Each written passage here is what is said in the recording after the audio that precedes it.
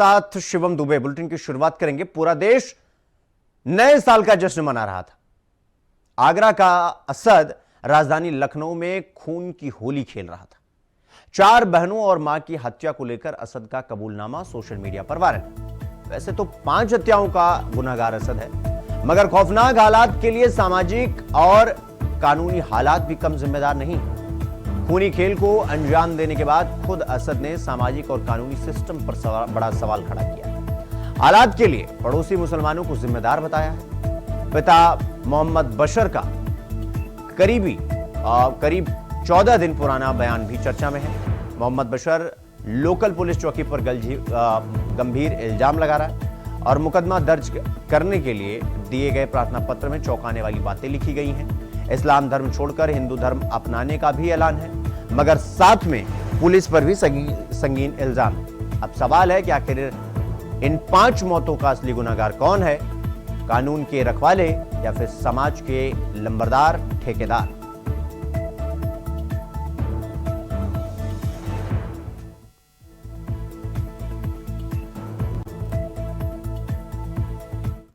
UP की राजधानी नए साल के पहले ही दिन एक ऐसा चौंकाने वाला मामला सामने आया है कि एक ही परिवार की 5 हत्याएं हो गई और अरशद नाम का जो बेटा है उसी ने मां समेत 4 बेटियों की हत्या कर दी। आपको उस मकान दिखा देते हैं जो आगरा में मकान है। इसी मकान में ये रहते थे। हालांकि इस मकान में ताला लगा है।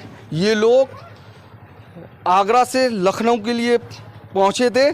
कह सकते हैं ऐसी जानकारी भी मिल रही है कि ये 31 यानी 31 दिसंबर सेलिब्रेट करने गए थे। ऐसी जानकारियां मिल रही हैं। हालांकि आपको दिखा दें हम, ये प्लॉट जो है ना, ये प्लॉट इसने 1 साल पहले अरशद ने बेचा था और इस प्लॉट को बेचने के बाद उसने 2 मंजिल मकान यहाँ पर बनवाया था। इसी मकान में पूरा परिवार रहता था, लेकिन अब परिवार को अरशद और उसके पिता वदर ने पूरे परिवार को मौत के घाट उतार दिया। हमारे साथ स्थानीय लोग हैं, इनसे बात करते हैं।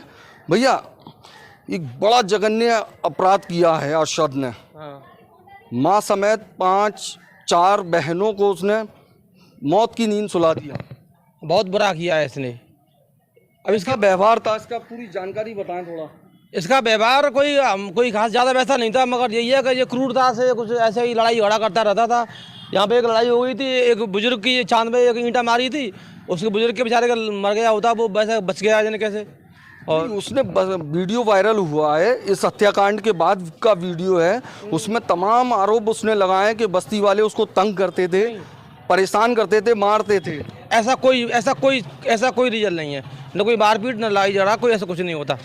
ऐसा कोई रीजन नहीं। अभी कुछ दिन पहले भी उसका झगड़ा हुआ था पास ही के कुछ लोगों से। यहीं के 112 पे उसने फ़ोन किया था, पुलिस आई थी।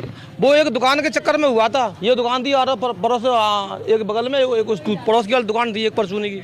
उसमें कोई डिब्बा। कारण क्या था झगड़े का? क्या कारण, किस वजह से हुआ था?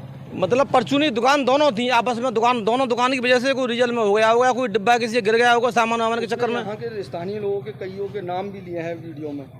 हाँ, तो वही लड़ाई हो गई थी बस दुकान की। मेन चीज़ धर्म परिवर्तन वाला मामला भी सामने आया। उसने वीडियो में कहा है उसको मुस्लिम समाज के यहाँ के लोग परेशान करते थे। मुस्लिम समाज पर भी कई सवाल खड़े किए हैं।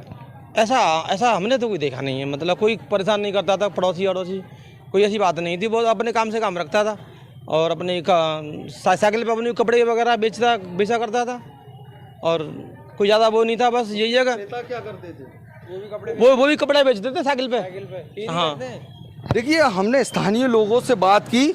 जो उसका पिता है वदर, वह भी साइकिल पर कपड़े बेचा करता था। फेरी का काम था इनका, कपड़े बेचकर अपना गुजर बसर करते थे।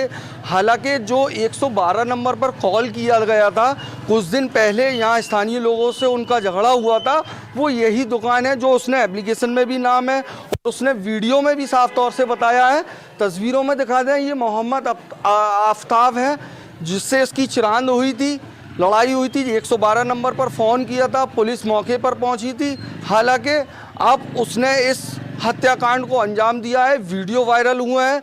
कई सवाल मुस्लिम समाज पर भी खड़े हुए हैं, तमाम संगठनों पे उसने सवाल खड़े किए हैं। वहीं अगर हम पुलिस की बात करें तो पुलिस पर भी कई सवाल उसने खड़े किए हैं। अपने सहयोगी उमर के साथ जीशान अहमद, इंडिया वॉइस, आगरा। आगरा से आए एक परिवार ने ना करना चाहते थे, इसलिए हमने कागज सारे अपने पास रखे हुए। इस घटना पर शायद आपको भी यकीन ना हो कि इस 24 साल के युवक ने अपनी मां और 4 बहनों को बेरहमी से मौत के घाट उतार डाला है।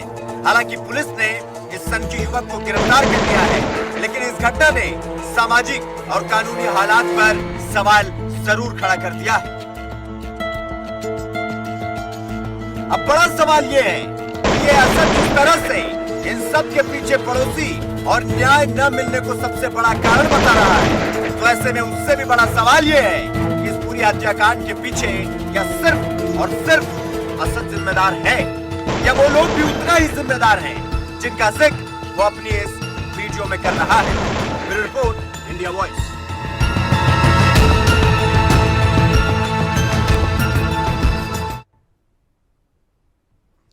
तो रुक करेंगे अगली खबर की ओर। उत्तर प्रदेश के बदायूं